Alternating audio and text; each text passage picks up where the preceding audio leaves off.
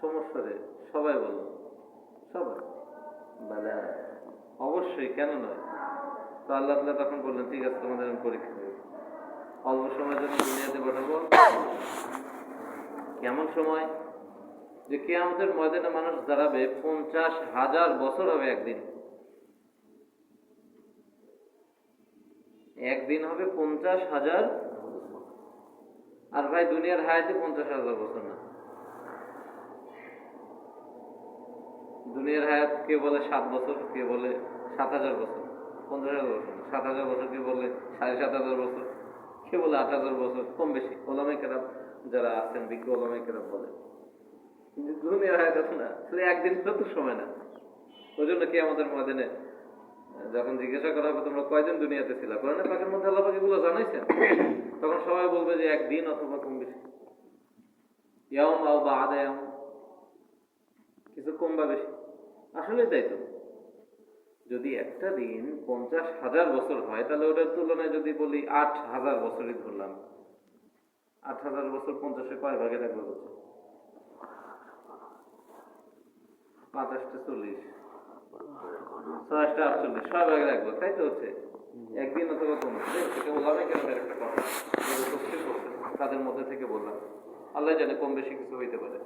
তো এগুলো আল্লাহ তাআলা আবার তাসকিরা করছেন যে মানুষ এগুলো প্রশ্ন করবে, আল্লাহকে উত্তর দিবে। পুরা কোরআনে পাকের মধ্যে এই ঘটনাগুলো আছে।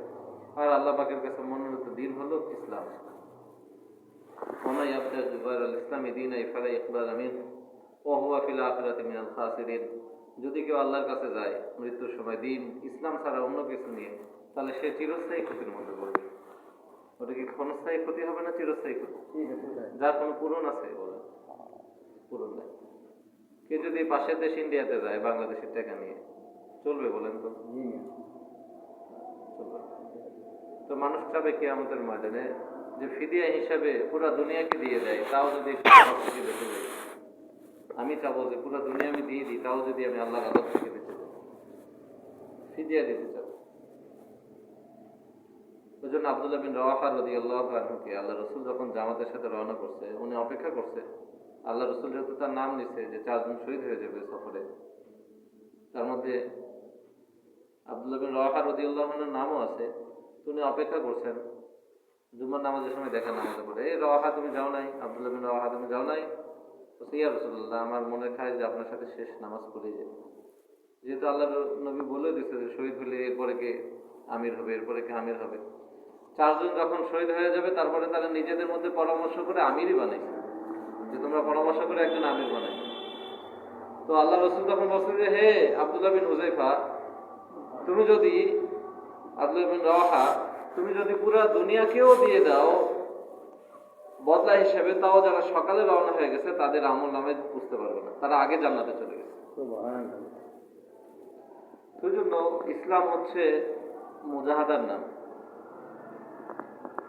ওই জন্য একজন আলেমের মুখে শুনছিলাম আমাদের এখানে 2017 সালের ফেব্রুয়ারি ইজতেমাতে, ইসলাম জিন্দা হতা হয় হার কারবালা কে বাদ। ইসলাম জিন্দা হয় প্রত্যেক কারবালার পরে। জানমালের কুরবানি ছাড়া ইসলাম জিন্দা হয় না। আল্লাহ পাক নবীদের দ্বারাও কষ্ট মুশাক্কাত করে নিছেন,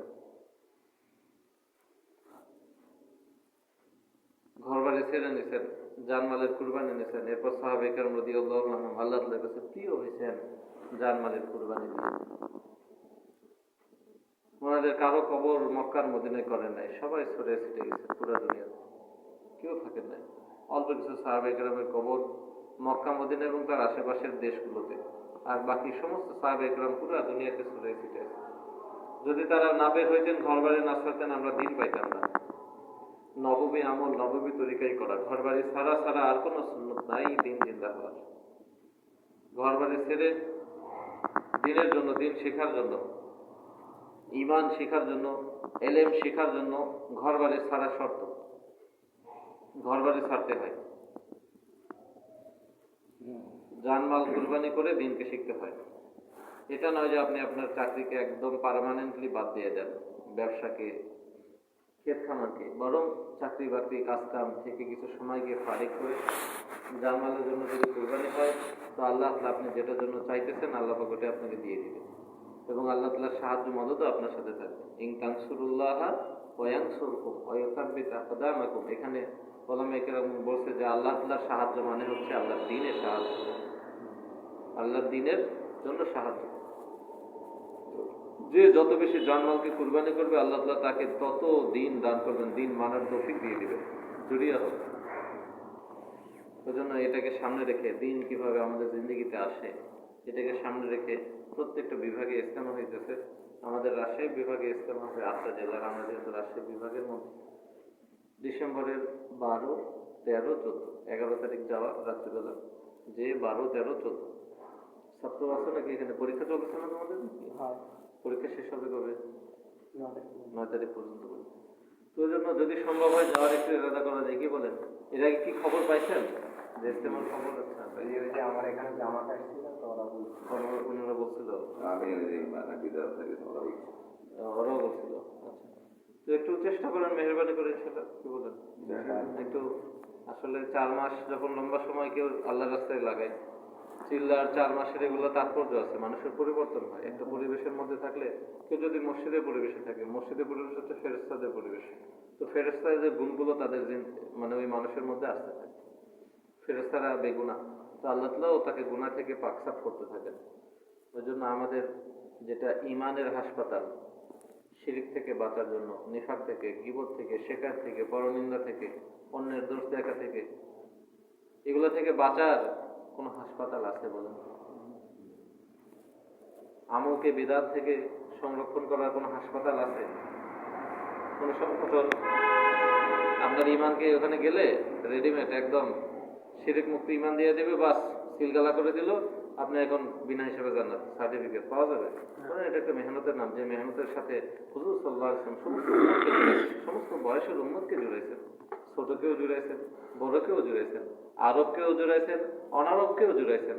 সে সালমান পারস্য থেকে আসছে, আগুনের পূজা করত রাদিয়াল্লাহু আনহু। আনসাররা বলতো যে উনি আমাদের, মুহাজিররা বলতো যে না উনি আমাদের। কোথায় থেকে আসছে? আর আল্লাহ রাসূল বলছে উনি আমার। সালমান কার? আমার। আসছে কোথায় থেকে? সেই পারস্য থেকে। নবীর খোঁজ করতে করতে মদিনাতে আল্লাহ নিয়ে আসছে। তালাশ করছে নবীর, আল্লাহ নিয়ে আসছে।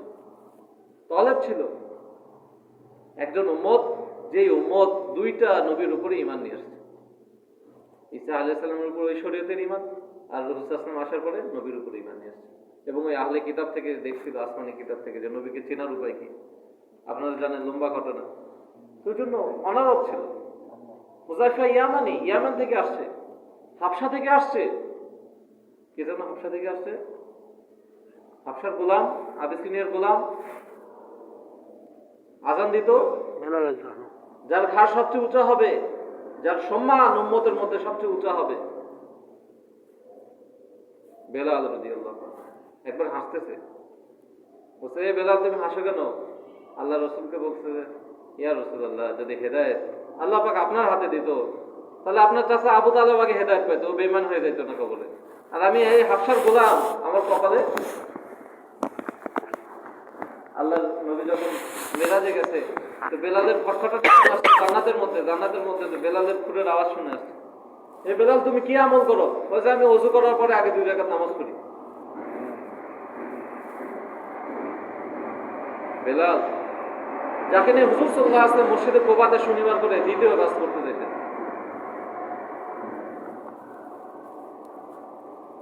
সপ্তাহে একদিন করে হুজুর সাল্লাল্লাহু আলাইহি ওয়াসাল্লাম আশেপাশের মহল্লায় যেতেন।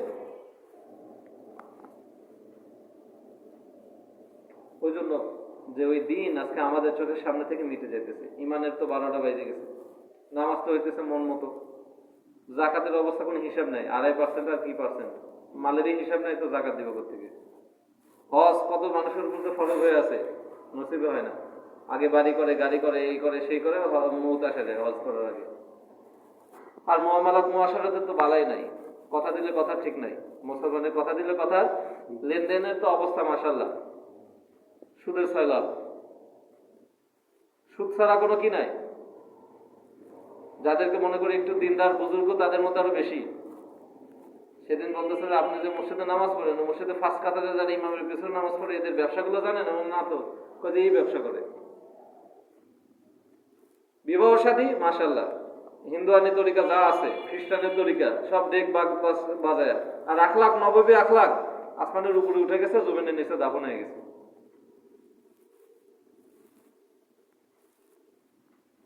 দিন ইসলামের যে 5টা শোভা, ইমানিয়াত, ইবাদিয়াত, মুআমালাত, মুআশারাত, আখলাক, 5টা 5 দিকে ছড়ে ছিটে গেছে, আর কিতাবের মধ্যে ঠাস করে বন্দি লাগে চলে আসে, কারো জিন্দেগিতে নাই।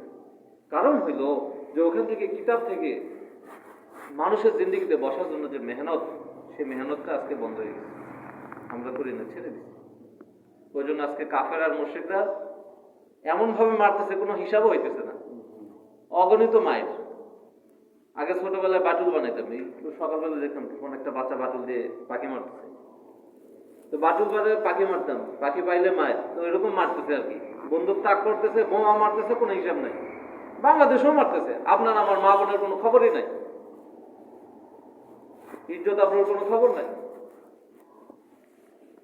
250 গ্রাম পানির দাম আছে দোকানে, যে টাকা দিয়ে কিনতে হয়, কিন্তু মুসলমানের রক্তের আজকে কোনো দাম নাই। কারণ হইল আমরা আমাদের ওই কালেমাকে, লা ইলাহা ইল্লাল্লাহ মুহাম্মাদুর রাসূলুল্লাহ, এই যে জবান পর্যন্ত রাখছি, মেহনতের পর্যায়ে রাখি নাই, যেটা মেহনত করে বসাইতে হয় দিলের মধ্যে। হাজার হাজার মানুষ আজকে প্রত্যেকদিন মারা যাইতেছে কালেমা ছাড়া, ইমান ছাড়া, কিন্তু নবীর মতো আফসোস কান্নাকাটি করার মতো মানুষ নাই। নবীর দিন আজকে এতিম হয়ে, ওই গর্তে যেরকম সাপ চলে যায় মানুষের ধাওয়া খেয়ে, ওরকম মদিনার দিকে আবার চলে যাইতেছে। আসছিল এইদিকে কিছু আল্লাহওয়ালারা, তারাও ঘরবাড়ি ছেড়ে এখানে দিন নিয়ে আসছিল। যেখানে ইজতেমা হবে ওদের শাহ মখদুম রাহমাতুল্লাহ আলাইহির মাজার, উনিও সংসার ছেড়ে, যে সময় আসছিলেন এই এলাকায় সব জুলুম আর নির্যাতনের সাইলাব ছিল, পুরুষদেরকে দিনের বেলা বলি দিত, প্রজাদের উপর জুলুম অত্যাচার চলতো। মানুষ চেহারা দেখে হাজার হাজার মানুষ মুসলমান হয়ে গেছে। আমরা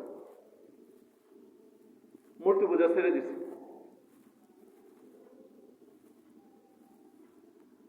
শাহ সুলতান রহমতুল্লাহ বলক থেকে আসছেন, বলখি, কেউ আসছেন মাছের উপরে, সমুদ্র দিয়ে, নদী দিয়ে, কেউ আসছেন কুমিরের উপর দিয়ে। শাহজালাল রহমতুল্লাহ সিলেটে শুয়ে আছেন, ওনাদের জিন্দগি তালাশ করে দেখেন, ওনাদের বাড়ি কোথায় ছিল। কারো বাড়ি ইয়ামানে, কারো বাড়ি বলখে, কারো বাড়ি আমাদের এলাকায় এসে বিবাহ শাদী করারও সুযোগ পান নাই। যদি ওনারা ঘর বাড়ি না ছেড়ে আসতেন, আমরা কি দিন পাইতাম? বলেন তো, এত হাফেজ আলেম পাইতাম, এত মাদারিস আর এত মসজিদ পাইতাম।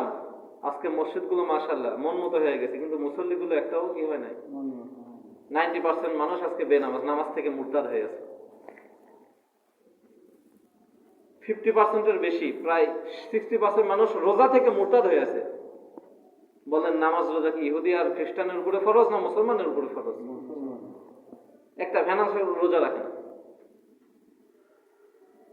খোঁজ নিয়ে দেখেন, যারা মজদুর আছে গুণহারে 100% বেরোজগার আর বেনামাজি।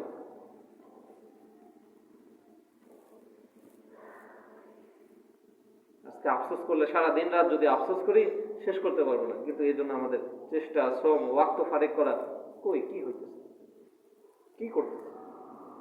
এই ছাত্ররা তোমাদের পরীক্ষা আছে না কালকে? এটাও পড়াশোনা করে দেবো। কোন ক্লাসে পড়ো? পড়াশোনা করো, আর ইজতেমা যাওয়ার ফিকির করো একটু, হ্যাঁ, যদি সম্ভব হয়। কারণ তোমাদের পরীক্ষা 9 তারিখে শেষ না, ওটা হচ্ছে 11 তারিখ বৃহস্পতিবার যাও, 12, 13, 14, শুক্র, শনি, রবি, তোমাদের ছুটির মধ্যে পড়তেছে। যা পড়তে বসে যাবে কি, আমি খেয়াল করি নাই। ঠিক আছে, ছাত্রদেরকে পাইলে আমি মাগরিবের পরে মজমায় রাখি না, এই দিক সেদিক যাবা না, পড়তে বসবা, তাছাড়া পরীক্ষা খারাপ হবে। কালকে পরীক্ষা তুমি মসজিদে বসে আছো, মনোযোগ দিয়ে পড়ো ভাই, যাও পড়তে বসে যাও, যেগুলো পরীক্ষাতে আসে ওগুলো রিভিশন দাও, পড়ো। ওই জন্য আমাদের যদি ওয়াক্ত আমরা ফারেক করি, আল্লাহ আমাদেরকে সাহায্য করবেন, আল্লাহ আমাদের রাস্তা দেখাবেন, আল্লাহ আমাদের রাহবারি করবেন। ওই জন্য নিয়ত করেন ইনশাল্লাহ কিছু ওয়াক্ত ফারেক করার জন্য, ইজতেমায় যাওয়ার জন্য, কিছু ওয়াক্ত নিয়ে যাওয়ার জন্য, খুরুজের জন্য, চিল্লা 3 চিল্লার জন্য, কিছু জন্য খুরুজও হয়। এর আগে নিয়ত করছেন হয়তো অনেকেই, দেখবেন যে কথাবার্তা বললে যে যাইতে চায়, নিয়ত করছিল এর আগে সফরের জন্য বের হইতে চাইছিল, একটু কথাবার্তা বলেন, দেখেন একটু নিয়ত করা যায় না? মুরব্বীরা কি বলেন? আসলে ছাত্রদের সামনে বসে এভাবে বয়ান করা ঠিক না, অল্প মানুষ আছি, বেদবি মাফ করে না, একটু নিয়ত করা যায় না যাওয়ার জন্য? যেহেতু এর আগে দাওয়াত পাইছেন, আওয়াজ পাইছেন, জামাত কাজ করে, একটু কম বেশি যাওয়া যায় কিনা, যে জন্য না আসতে পারে কিনা, যাওয়ার জন্য বা যাবেন।